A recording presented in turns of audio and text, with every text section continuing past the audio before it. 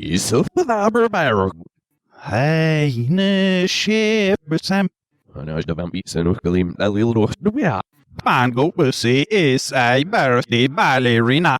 ناوس كالبستي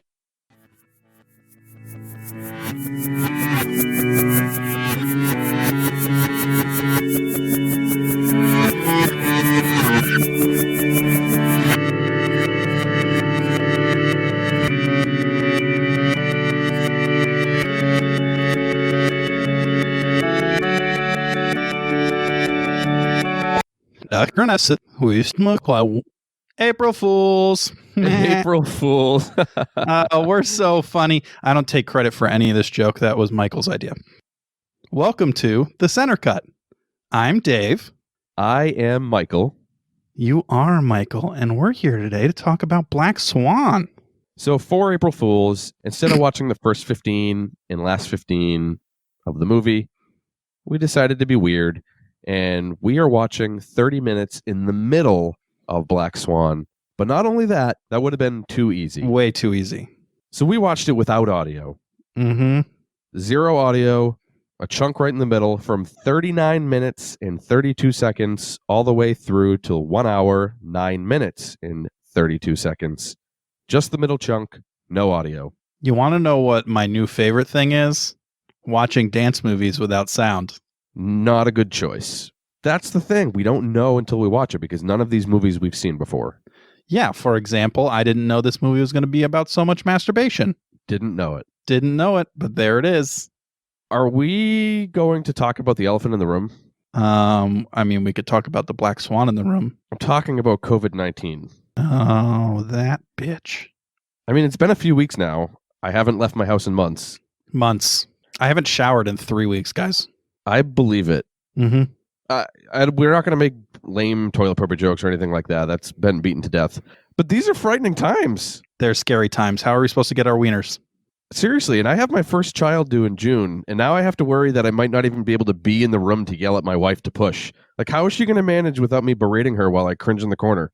Can you Amazon wieners? No, Prime Pantry is closed. Well, it depends on the type of wiener, I suppose. That's true.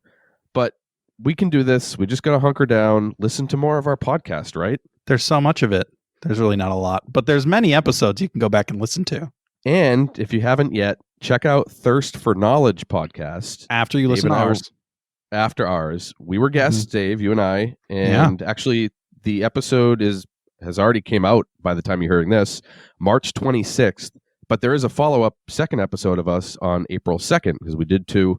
And there's going to be more to come there. We won't talk about that yet. You'll have to listen to Thirst for Knowledge, check them out, and yeah, please do it. For sure. Are we ready to talk about Black Swan now? We I'm are. done talking about coronavirus. Black Swan came out 2010, drama/thriller. Had an 85% on Rotten Tomatoes, which is on the higher end of the spectrum from the movies that we've experienced, considering the last one we did was a 0. Starring Natalie Portman and Mila Kunis. Directed by Darren Aronofsky. This movie won quite a few awards, mostly for Best Actress. So an Academy Award for Best Actress, a Golden Globe for Best Actress. But more importantly, the most important award it won was a Teen Choice Award for Best Drama.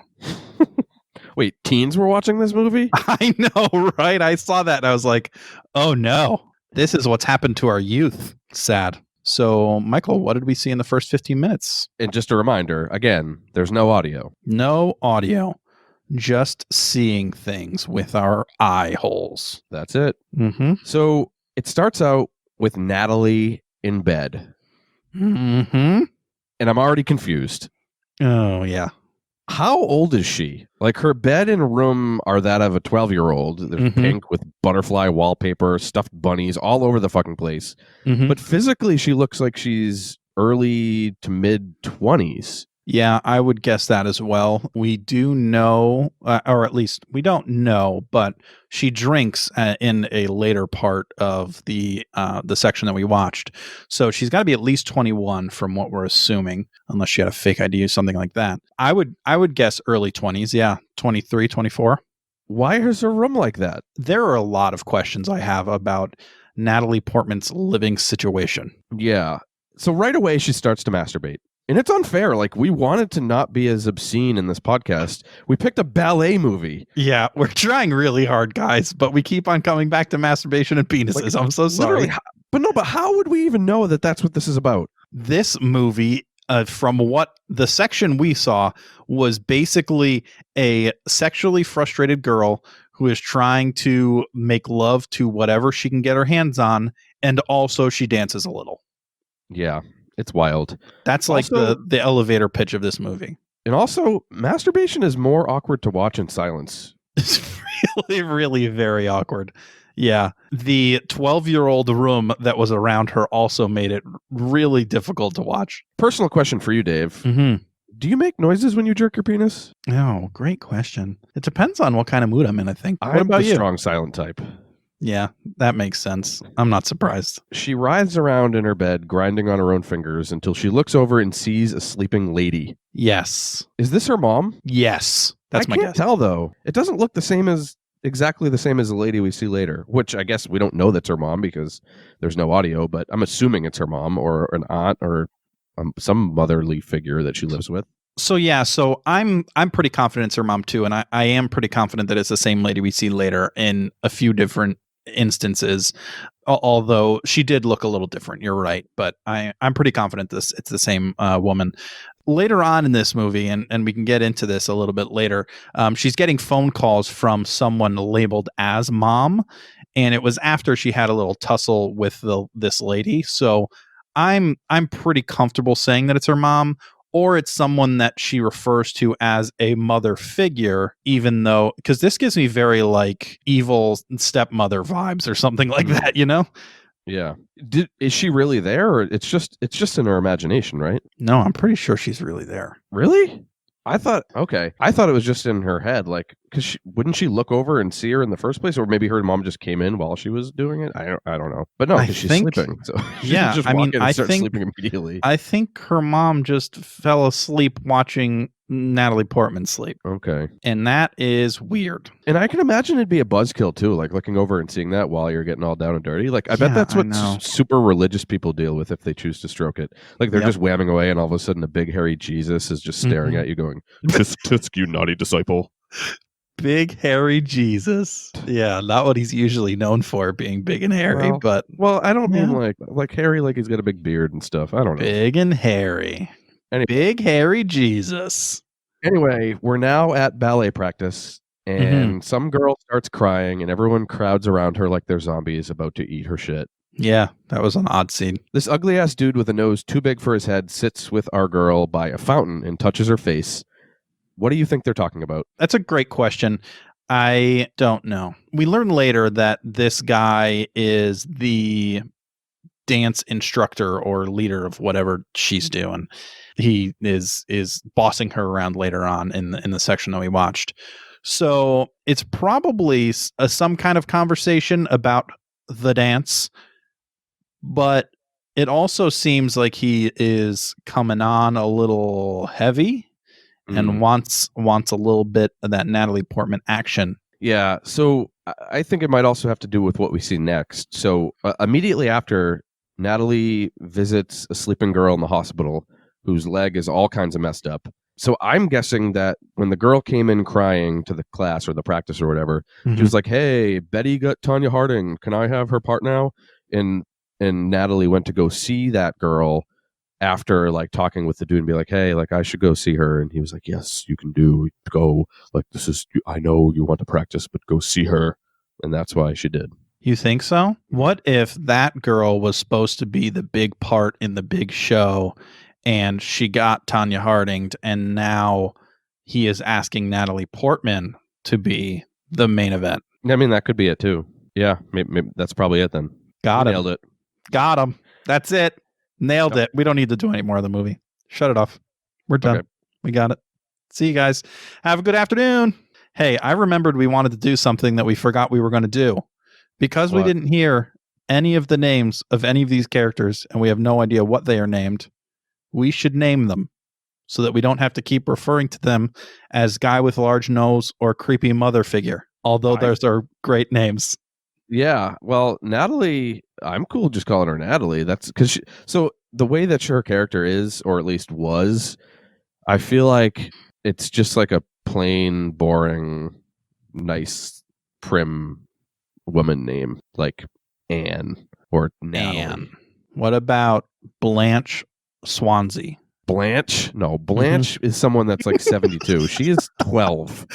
That's true. Have you ever She's met anyone named 12-year-old Blanche that's under the age of 75?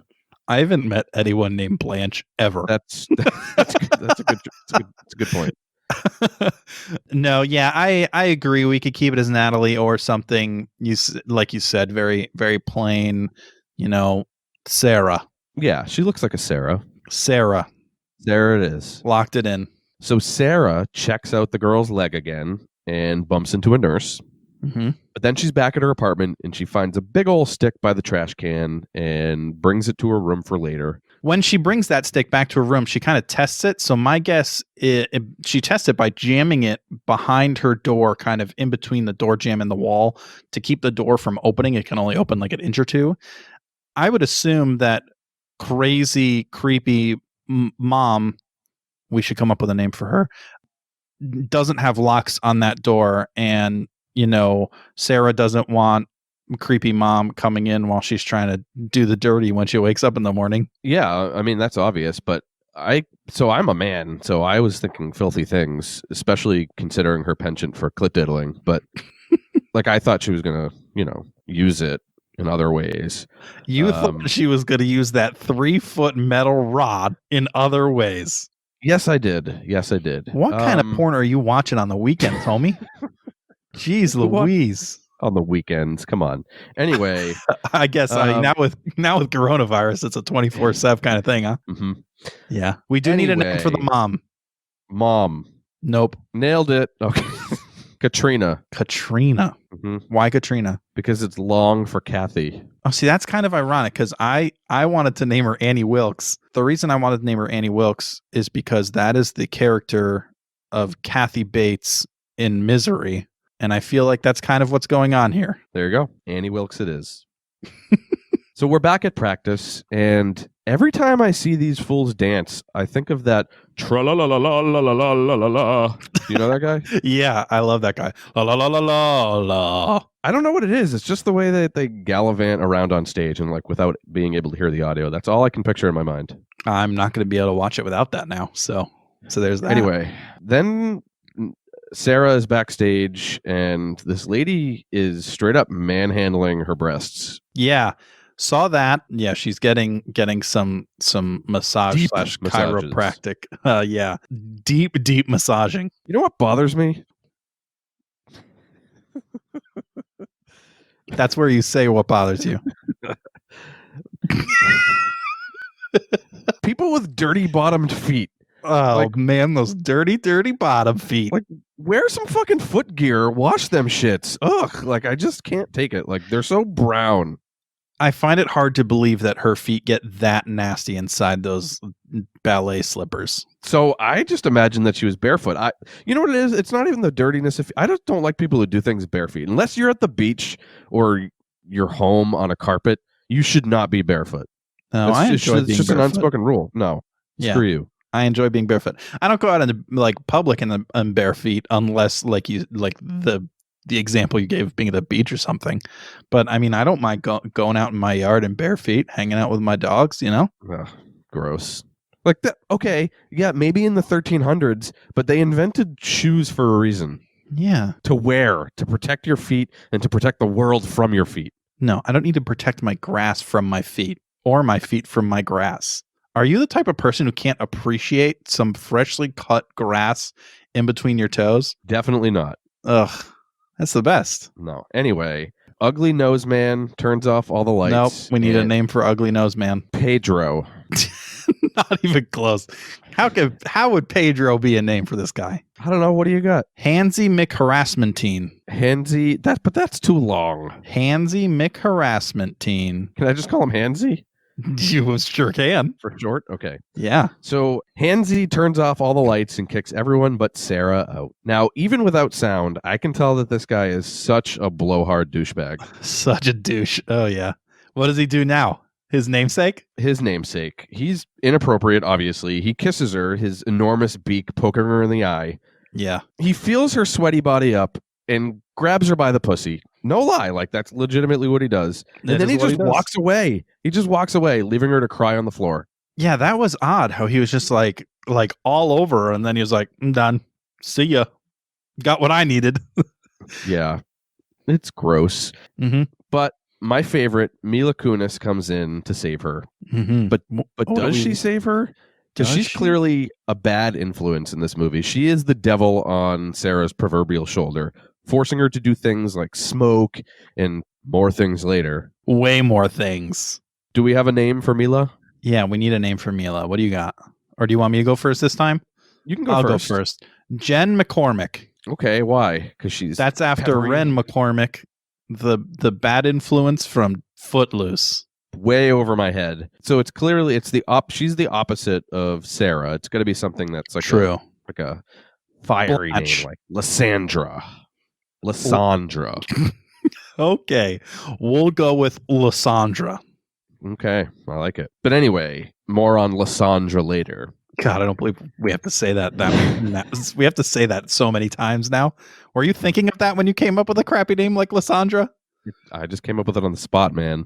Well, you should have thought a little bit harder. Now we have to say Lysandra like 100 times. Sarah has some more alone time in the tub, which obviously means more rubbing to puss. Ooh, yeah, get into it, girl. She realizes that during her Finger Olympics, she scratched her own back to the point of bleeding, but instead of using a Band-Aid on her fingers, she leans into the dark side and cuts her finger with scissors. I have some thoughts. First and foremost, did you just neglect the fact that she saw a ghost or something? No, I didn't neglect the fact. It's just I don't know how to explain it. She sees a woman's face while she's underwater. She's making herself go, and then she gets disappointed in the fact that it's not a real boy. So she puts her head underwater, and then drips of blood drip into the water from, we're assuming, her finger, because she was scratching at her back and cutting herself. And then she just sees a person, and it startles her, and then the person's gone. She's weird. There's some stuff going on. I think that she has some kind of mental something. I think that's the idea, is that she has something that she's dealing with, obviously. Well, she has such a demonic look on her face when she cuts herself. Portman played this very well. I can see why she did win some awards. Yeah, she's very good. I think that she was cutting herself because she had gotten blood under her fingernails that she couldn't get out, and she didn't want Annie Wilkes to know what happened. That was my guess. That's a poor reason for cutting your finger more. I mean, what do you got then? Why did she do it? Because she's just getting darker and darker. Maybe. Which is what the guy wants. Hansy wants her to lean into this, and I think it's for her performance. Yeah, so I agree that he's trying to push her to kind of get dark, really get into a bad place, and definitely getting her all sexually frustrated was contributing. She seems so frustrated, but she wants it so bad. Do you think she's a virgin? It's hard for me to think of someone over the age of 20 nowadays. I just don't think that's possible. No, I don't think so. Although, but living with her mom like that in a 12-year-old's bedroom, maybe. Yeah, maybe. See, and what I'm almost thinking is that her mom is trying to groom her to be, the best dancer ever, and having sex would ruin her. Why? Like, because she'd be all like bow-legged and stuff? No, I don't think it would actually ruin her. Obviously, I think that it's just something that in her mom's head. Like, it's just another thing to take her attention away from dancing and away from this, and that she wouldn't have the same, pep in her step, I suppose. Okay, I guess. Anyway, we do go back to the practice. We get more tra-la-la-la-la. And Hansy says, I'm assuming, some snide remarks about how nobody assaults her quite like him and blah, blah, blah. And that's the end of my time. It's on to your section, David. Yeah. So my 15 minutes picked up right at the end of that dancing scene. Basically, Hansy storms out of the room, just angry about something, and then we cut back to Sarah, who's distressed at this point. Cut to her in the dressing room. Looks like she's calling Lysandra out. See, I now realize that you've picked Lysandra, and Lysandra is the main character in 99% of my section. So you don't really have to say Lysandra that many times, but I'm going to have to say it like 50 times. And you've done this to me, and it was malicious, and I'm mad about it. You'll be all right. Sarah goes storming into the dressing room looking for Lysandra. Looks like they get not into a physical tussle, but it looks like they're having some words. They chat, and Sarah ends up kind of storming off as Lysandra goes back to whatever she was doing. I like her earrings. If I was a girl, I'd totally rock long, dangly earrings, like the really long, obnoxious ones. Like I'd be the weird, loud girl who smelled like old fish and had full-size cartons of juicy juice like hanging from her lobes. All of that seems accurate. So we got to Sarah on the train, where we find an old pervert who is making kissy faces at her. He licks his lips kind of like the fat dude from Human Centipede. And then we kind of cut back and it looks like he be stroking. There's a lot going on. Why is she so concerned with people seeing her masturbate? Okay, hold on. There's a lot going on here. First of all, I don't know why that was the transition you wanted to do from this old pervert who was kind of sort of masturbating on the train to her. I guess is that the line you were drawing? Yeah, I just like she's constantly worried about it and picturing people watching her. Like, I don't know. I just don't like. Can't she just close her door and do it in peace? No, I think that's the point. She can't. But why? Because her mom's a crazy person. She can't put a lock on her door? She could barely even leave her house. Oh, go like, come on. You're an adult. Go to the hardware store, buy a lock, put it on the door. You're good. No. You are getting there. Hold on. Okay. If she was raised in a household in which she was not given any empowerment or any thought to ever being able to accomplish anything on her own, and then she grows up to be dancing is the only thing that she knows, and she really never learned anything else, and her mom has sheltered her from pretty much everything, you think that someone who has experienced all of that would still be able to, just go down to the hardware store and throw a lock on the door. No harm, no foul. If you're an adult person, yes. If not, then you're a weak fuck. Okay, well then Sarah's a weak fuck, because I don't think that with everything that she had been through up till this point that we've even seen. Excuses. She's fine. Oh man, you can go out to the bar. If you can go out to the bar and get a drink, you can put a lock on a door. Like, come on. Are you trying to just kill our podcast? What do you mean?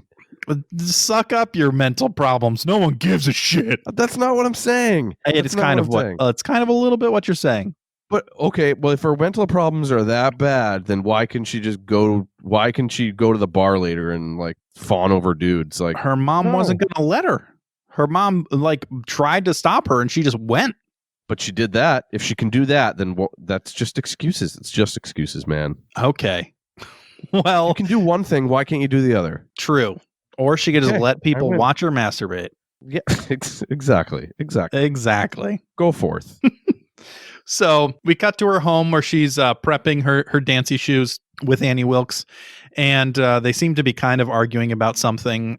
Probably, I don't like to dance that much. No, you're going to be a dancer. I don't care. Kind of conversation. We hear, nope. We see a knock at the door. We see the mom get up to answer the door. Isn't going to tell Sarah who's there, but Sarah rushes to the door anyways and sees that it is none other than Lysandra, who has come to, I would assume, repent for whatever she did previously, and ends up bringing Sarah out for the evening against Annie Wilkes's wishes. So they head out to, looks like a restaurant/bar. Let's see what happens in the bar. So much happens in the bar. So we're there. Lysandra tries to give Sarah a pill of some sort. Molly. Also, is it Molly? You think it's Molly? I assume. That's a designer drug for girls of that age. I don't even know if Molly's a pill. What the fuck do you think it is? I don't know. Oh my God. Sorry. So sheltered. Yeah, sorry, don't know drugs, bud. So we got, she tries to give her Molly, and Sarah decides she doesn't want it, but Lysandra gives her a black tank top as well. So Sarah heads into the bathroom to try on the blank tank top that Lysandra just gave her. As she's coming out, she sees Lysandra talking to two gentlemen at the bar. They have drinks there, and Lysandra is opening up that pill and dumping it into a drink. Looks like she's trying to roofie Sarah a little bit. Being a woman must be so hard. Yep. Especially if your wing woman is doing things like this. But you know what it is? It's not even her. It's all the men in this movie are frightening. Like, maybe it's because there's no sound, but they all look menacing and angular and ready for doing vile things. Yeah, I don't know if there was one guy that we saw in the whole movie that was just like, oh, that looks like a nice dude. No, they all look like they're devils, like ready to destroy her. It's gross. Yeah, must be hard to be a woman, but just get out there and get the fucking lock and change it on the door. How hard can that be? Okay, all right. So Sarah comes out of the bathroom, sees them, sees Lysandra spiking her drink, but chooses to drink it anyway. You know, fuck it. I don't care. And then YOLO. Yep. YOLO indeed. Before YOLOs existed. We see them hanging out at the bar with the two guys. They're all chatting. And then the screen goes red and black, and it's just a rave that they're at. Like, I don't think it was the same bar that they're currently in. They must have gone somewhere else because this shit got real. Like, I almost had a seizure. I think they're in the same bar. I think it's just the drugs taking effect. Like, I think we're seeing it from the perspective of Sarah, and that's what her mind is doing. Gotcha. So the location didn't change, but her perception of the location changed. That's what I think, but that's what I picture hell looking like. Yeah. Like, that's my hell. My hell is a place where you have to dance with a lot of colors. It was... That seems like my heaven is watching you dance in a place with a lot of colors. The rave scene goes on for a little bit, and we're only seeing bits and pieces of her dancing with guys, dancing with Lysandra, just having a grand old time. Then just all stop to her making out in the bathroom from 8 Mile with some dude. Not Rabbit. Nope, definitely not Rabbit. Unfortunately, it would have been a whole different movie. She comes kind of stomping out of that bathroom. She's finally kind of come to and realized what the hell's going on, and she's not into it. So runs all the way out of the bar. Lysandra comes running after her. They decide that they're going to leave. They get in a cab, and just like everyone else in this movie, Lysandra grabs Sarah's pussy. Everyone wants Sarah's pussy for some reason. They get back to her apartment that she shares with Annie Wilkes. They are both laughing and giggling and enter into the house all drunk, and out of the blackness of the living room comes Annie Wilkes in the most creepy fashion possible. Just when things were going to get fun, Mom comes in with the claw. Yeah, that was crazy. She really seemed trying to manhandle Sarah, trying to grab her and telling her no and things like that. At least you can kind of tell that there was a tussle there. Sarah is able to break loose. She runs into the bedroom with Lysandra and then throws that dildo bar that Michael was talking about earlier onto the floor to prevent the door from opening. Screams a few things at her mom, and then has sex with Lysandra. But we don't get to finish. Mila starts going downtown. No one gets to finish. The movie ends. No one gets to finish on this one. God. I know. Are you as sexually frustrated as I am? No. Maybe. Yeah. Yes. Yeah, got it. Knew it. And that was it. That was it. So just a lot of people trying to grab Sarah's pussy, including Sarah. And that's all that happened in 30 minutes. This movie revolves around Natalie Portman's vagina. Mm-hmm. Mm-hmm. Or at least the middle section does. Do you think they cast her specifically for her vagina? Yes. Now, this is different because we don't need to figure out the middle. Now, I guess we kind of need to figure out the ends. I'm far less interested in the beginning of this movie than the end, though.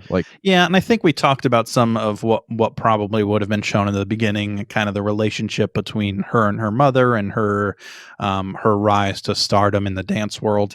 So we've talked about a lot about that. I don't think that's too important. Yeah. Now, for the end, she's clearly getting darker and taking more chances and tapping into her sexuality as the movie progresses. So I'm assuming that it continues to go that way. But what is the culmination of that darkness? Does she hurt or kill her mom? Oh man, I'm glad you're on that train because that's what you thought too? That's what I want to happen. That's what this movie is worth an 85% on Rotten Tomatoes if she fucking kills her mom. What about the dance teacher guy? That guy's an asshole. Does she hate fuck him or does she kill him? What? I think, there's a part of me that just thinks that Lysandra somehow turns on her. It's just what I believe Mila Kunis as an actress to be. I feel like that's a lot of her roles is that she just has that kind of feel to her. I think that turns her on her in what way? What do you mean? I don't know. Just does something, tells everyone that she's a sexually frustrated 12-year-old, or I don't know, something. I feel like she does something nasty. Okay, and that causes Sarah to get even more dark and angry and vile. Yeah. It just by the end of it, she just hates everyone. There's no one who is on her side. There is no one she trusts. And she just hates the world. Do you think there's any self mutilation or harm? I mean, there already kind of was in the tub. It might not even be something that she purposefully does, but especially like you said, if Mila does turn on her, that person that she's allowed to get that close to her, I can see that really destroying her world and making her do things that she wouldn't normally have done. Yeah, I think there probably could be. I almost feel like the amount that she pushes herself in dance is almost self-mutilation as it is when we see her getting massaged and getting all that taken care of and stuff. It just seems like dance is already taking its toll on her body as it is. Dance people are crazy. Yeah, man. And this series of a level, I wouldn't be surprised if it's kind of like this, which is frightening. Now, do you think we actually get to see the performance that she's been practicing this whole time, or does her craziness take over and she descends into madness before it can even happen? I would assume we do, mainly because I do know just from our research and getting this all taken care of that the box art and everything is her actually dressed to dance in full outfit ready to go. I would assume they didn't just do that for the box, but I could be wrong. Now, I think that her dance just ends up being great because she has just gotten so dark, and maybe she gets arrested afterward for killing Annie Wilkes. Yeah, no, I can kind of see that. I think, like you said, maybe she nails the performance, but at what cost? You let this whole thing consume you. Yeah, you nailed the dance, but now your life is in shambles. Yeah, you have a dead mom. Yeah, I mean, good riddance. I hated her. Yeah, no, for sure. But also, yeah, like you said, if she killed Hansy McHarassmentine, yeah, he could. The world could do without him as well. He seemed like a total douche. Yeah. So I mean, I feel like a happy ending to this movie would have been her killing people. Yeah, I don't think there's any real happy ending because even I mean, again, all she's working towards is this performance. So yeah, she might nail that, but it's not really going to be happy. Yeah, definitely. And if she fails, well, then that's not happy either. There's no positive way that this is going to end. Yeah, it's definitely, and I'm almost interested enough to go back and watch the whole movie because shit could get really real after the part that we saw. I would imagine that was kind of almost a high point or a climax to her joy, and I feel like after that it probably just got destroyed. And the movie itself, I mean, I can see why it's critically well received. I mean, the acting seems to be good, at least the physical acting. Yeah, as long as they're all talking like Pee Wee Herman. and there's definitely some strong like cinematography. So yeah, I'd be interested to maybe see the rest. That's your pussy. That was my Pee Wee Herman, guys. It sounded a little bit like Mickey Mouse, and I'm so sorry for that. Yep, that's all I got. Yeah. So something that I was curious about and might actually inform a little bit of what we were talking about here is what the fuck happens when they go to leave that room? Like, she has the sexy time with Lysandra. When she comes out of that room, her mom's gonna lose it. But also, like, yes, but also because the door isn't able to be fully. I know. I thought that too. Is like she can still open it and look in and peek and like I don't know. Has to be a scene that they cut away from them having sweet love and seeing the mom just her eye peering through the crack of the door. There has to be. But if you really wanted to, like, even if that is a piece of metal blocking the door, it's only at the bottom of the door. Like, anyone with half a muscle in their arm could push through the top part of the door or even snap the door. If you really wanted to get in. Like, if I was a mother and I saw my son or daughter having sex with someone okay, let's back up. Yeah, like, if I was a parent, how you're not going to let your child have sex. No, I mean, I am, but especially if they're 21, like, that's cool. Yeah, that's true. But do it when I'm not there watching you. Agreed. And especially, but again, this is also coming from this being her mom. Like, her mom is this protective and this, Yeah, I think that's the problem. Is that she can't not do it when she's not watching her because she's always watching her. Well, do it somewhere else. Yeah, that's true. Like, they could have like, why didn't they go back to the Lysandra's house? Right. And like, I saw in the newspaper that someone in a nearby town of mine, they got caught having sex behind a dumpster at a chicken joint. Like, if you can do it there, why are you in your own apartment with your Jesus mom looking over you? With Jesus mom. There was a scene when her and Lysandra were doing their thing that Lysandra is down. I don't quite have the vocabulary that Michael does, so I don't know if I'm going to be able to explain this in a way that is quite as clear. Lysandra is downtown and she pokes her head up, and so for a second, she sees the same lady that she saw in the water in the bath earlier. Her mom. And then she freaks out, and then it's back to Lysandra again. Was that her mom she was seeing? I think so. You think so? Because that is fucked up. That is very hard to come back from. Yeah. Yeah. If she was able to climax, I would be amazed. I'd really be amazed. Are we sure this movie isn't just a lesson in how to climax? Could be. Too bad we missed it. We'll never know. No. Oh, well. We'll have to just continue what we're doing. So we had some listener questions this week that I think we can get into now, unless you had anything else you wanted to go over. No, I'm ready for the questions. Great. Well, we'll start here. So our first question came from Seth. Seth is one of the members of Thirst for Knowledge. And Seth, I'm going to get you back for how long this question is. You just wait. Natalie Portman and Mila Kunis had to work out for 4 to 5 hours a day, as well as restrict their calorie intake leading up to the filming of Black Swan. That doesn't sound like a question. That was a statement. There are more statements and then an actual question. Okay. All right. I guess that's okay. This caused the two women to lose a significant amount of body weight. Which of them do you think was more likely to slip up and eat a hot dog with peanut butter while preparing for their roles? Great question. Mm-hmm. Slowly but surely, I'm getting this to be a thing. We need like reverse quarantine. Like, if one listener eats a PB hot dog and then someone they know eats it, then they'll rave about it at a party, and then that will spread to 4 people. And fuck, it's going to be on menus at restaurants. God damn, a peanut butter hot dog revolution. I read something that DJ Khaled likes peanut butter hot dogs. Really? Yeah. This is so great. Anyway, though, the short answer is Mila Kunis. Clearly, she's the bad girl. Like, I can picture her, like, instead of a pack of cigarettes, like, it's just a pack of hot dogs, and she just rips open the pack of Frankfurters and sticks it in her mouth like a cigar. I can totally see that. So here's another twist. I did research, bitch. Natalie Portman is vegan.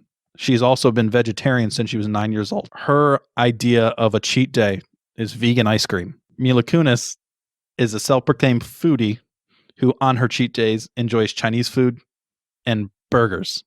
Obviously, if there was going to be one of them that's going to eat a hot dog with peanut butter on it, it's going to be DJ Khaled. Nailed it. Crushed it. Thanks for that question, Seth. Yeah, we appreciate it. Now, the second question we got is from Courtney. Glad to have Courtney in the fray here. Courtney's question is, what other animals could they become to make the ballet more interesting? So Courtney has just reinforced our idea that the ballet actually happened, which makes me happy. I hadn't realized that previously, but I'm happy that we have confirmed that ish. So I did some research on this too. You researched what animals would be good for a ballet? What are you talking? No, that's unresearchable. Here's what I did. I found online a face analyzer that will take your face and tell you what animal you most look like. Mila Kunis was a snow leopard. Natalie Portman was a giraffe. Wow. And I love so much the idea of giraffes in tutus dancing around on a stage very, very seriously. Their necks just swinging about, slapping together like they're having a big old sausage party. Makes me happy. And I think that that is the answer. So I also took our faces and put them into this animal generator. That's why you asked me for a selfie, you bastard. I thought you just wanted to see my face because we were quarantined. God damn you. No, if I could go for even longer of a period of time without seeing your face, that would be preferable. Same, asshole. So, Michael, you would be a cheetah. Ooh, I would have never thought that. And I am a wolf. That is so fitting for you. Yeah. Yeah, you kind of look like a wolf. Yeah. Love it. All right. I like that. So those are interesting. There were multiple systems that I used. One of them, I think this one was meant to also kind of inspire you, so they weren't really terrible animals. One of them was just every animal, and you got a frog and I got a cat, and that didn't seem nearly as fun. No, that doesn't seem right. I'd much rather be a cheetah and a wolf. I'm getting better at this research thing, guys. I'm trying. So I guess that means, based on Courtney's question, that she is actually a swan in this ballet. Yeah. So she is. But what are the characteristics of a swan? Like, I thought they were just beautiful. Like, isn't that their claim to fame? Yeah, but they're also they're typically white unless they're black, and they're also have long necks and orange beaks. Thank you for describing a swan for me. Are black swans like a real thing in nature? I believe so. Similar to an albino animal that can have a white version that is not normally white. Are you just saying that, or did you actually do research? I'm pretty confident without research, but we can look. Okay, you researched that while I talk. I thought some good animals would maybe be a bear. Natalie just lets her hair go wild and doesn't shave and sleeps half the movie. No, that sounds bad. A tiger. Have you seen Tiger King on Netflix, Dave? Tiger King. I can't say that I have. Oh my lord. It's like Grizzly Man on meth. Have you seen Grizzly Man? I've seen parts of Grizzly Man. Okay, first off, stop watching Black Swan. Watch Grizzly Man and Tiger King. Okay. So I get slammed by my wife for not liking animals, like it makes me a serial killer. People who are obsessed with animals, they are the true Looney Tunes. Like every single one of these people in Tiger King is a living, breathing train wreck. Because they're just obsessed with tigers. Watch Tiger King and you'll know what I'm talking about. Okay. It's not even that they're obsessed with animals. They're just fucking insane. Every single person. Every single person. Side note though, if somebody asks you your favorite animal, is a specific dinosaur an acceptable answer? I don't know if dinosaurs are technically considered animals. What about an insect? Also, I don't know. Like, where do you draw the line? What about a fish? Yeah. If someone told me a fish, or because you didn't ask what my favorite mammal is, you asked me what my favorite animal is. Right. It's a stupid question. Not Courtney's question. The question of what's your favorite animal. Yeah, Courtney, how could you? What's your favorite animal? My favorite animal? Yeah. A triceratops. That's not an animal. We just discussed that. No, we didn't. You said you weren't sure. I'm pretty confident. But that's my answer. Suck it. Fine. Yours can be a triceratops. What's yours? Bald eagle. That's I'm an horrible. American. That's a bird. That's a bird. It's also an animal. Congratulations. You figured out. You know what other question's stupid? What's your favorite food is a stupid question. Like most foods are an amalgamation of many foods. So I feel like I know your favorite food. Do you though? My standard answer is either peanut butter, obviously, or a cheeseburger. But is cheeseburger truly an acceptable answer for what's your favorite food? 1 minute. When you say, what is your favorite food? And your two choices in your mind are peanut butter and cheeseburgers. you find pause in the cheeseburger and not the fact that you just said your favorite food was peanut butter. Well, but peanut butter is one thing. That's my point. Like, cheeseburger has so many components, and also, like, there are like 50,000 iterations of different cheeseburgers. If you put a slab of beef and smothered it in cat piss and dog shit, you put it between two pieces of French toast with a hunk of Gouda, like, that's still a cheeseburger, but I'd probably vomit. So, like, how can you actually say, or like if someone says like lasagna, like, that's not really a food because it's really just pasta with tomato sauce and cheese. It has to be a base ingredient for it to be your favorite food. That's what I'm saying. Okay, hold on though, because peanut butter is peanuts mixed with oils.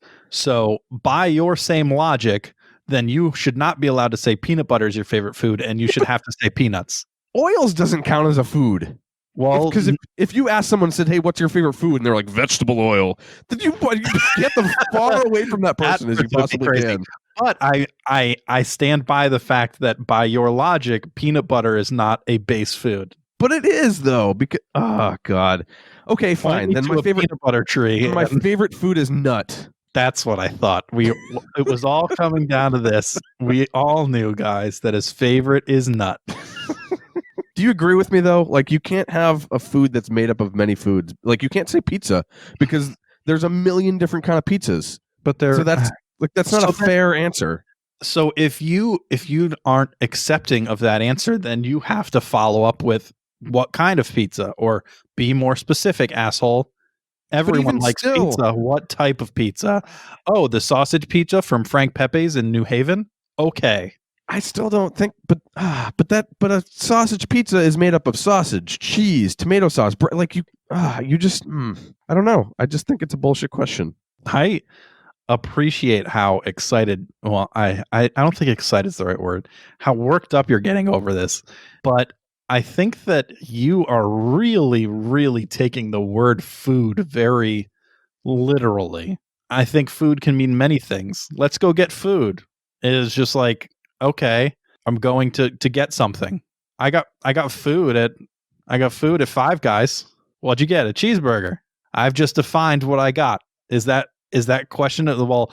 What did you get onions on it and lettuce? But that's what I mean. But that's what I mean. Like, I don't know what you got. You can tell me you got a cheeseburger, and that could mean fucking 25 different things. Correct. At that particular restaurant. So I don't really know. I don't really know what you ate. But yes, but if you said, what did you get at Five Guys? And I said, I got a little cheeseburger. It only has one patty, comes with the cheese. I only get ketchup on it, and I like the bun with the seeds. I also get a side of the little fries, and I get them Cajun style, and then I dip them in ketchup and malt vinegar. That's perfect. Like, you nailed it. Now I know exactly what you had. There's no lingering questions in my mind, and you painted a perfect picture of what you put in your body. So if someone asks you your favorite food, then you shouldn't be mad about the question. You should answer it specifically so you feel comfortable about it.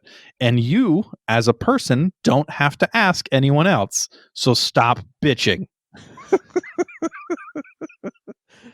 We just solved it, though. See, we talked it out, and now we're on the same page. Solving problems.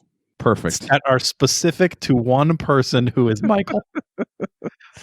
Well, thank you, Dave. You're welcome. Glad I could enlighten you today. Anyway, did you find out if there are really black swans?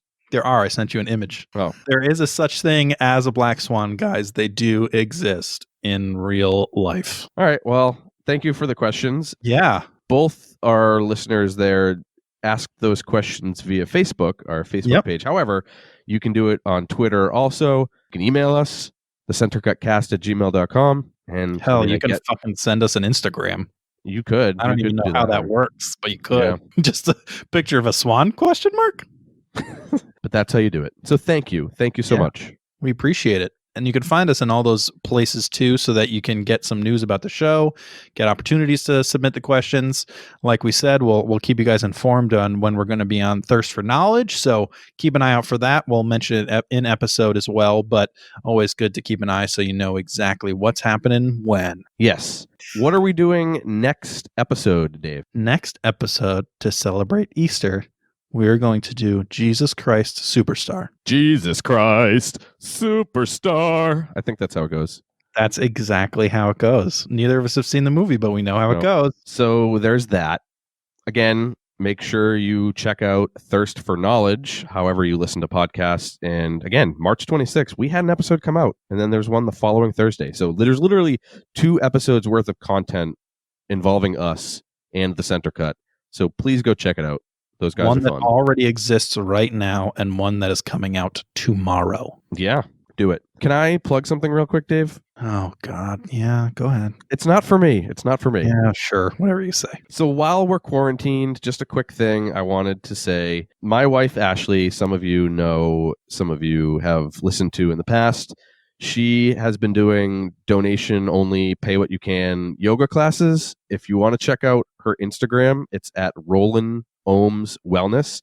That's Rollin, like the Limp Bizkit song, Rollin, underscore Ohms, like a Mexican guy saying, "Hey, Ohms, underscore wellness," like what none of us have right now. Can you spell those for us? Because your explanations didn't help at all. So it's Rollin without the G, Ohms, O-M-S, wellness, like, Wellness. Good Check job. her out on Instagram. She has her schedule, how you can join the class. And now that I work from home during this whole thing, I hear her teaching class downstairs, and she's just so nice to everyone. She's like a jolt of sun, and I don't know why she's not nice to me, but I know. But anyway, check it out. If you do yoga with her, I'll do it. I don't do yoga, but you should do yoga because she's a great teacher. And I'm not just saying that because she's my wife. Trust me, I talk shit about her all the time. She's pretty great. If I had a choice of co-star on this show, I would choose her over Michael any day. Well, let's get this show on the road then. Again, enjoy your April Fools, everyone. And like the pirouette between 2 fouettes, it's always better in the center.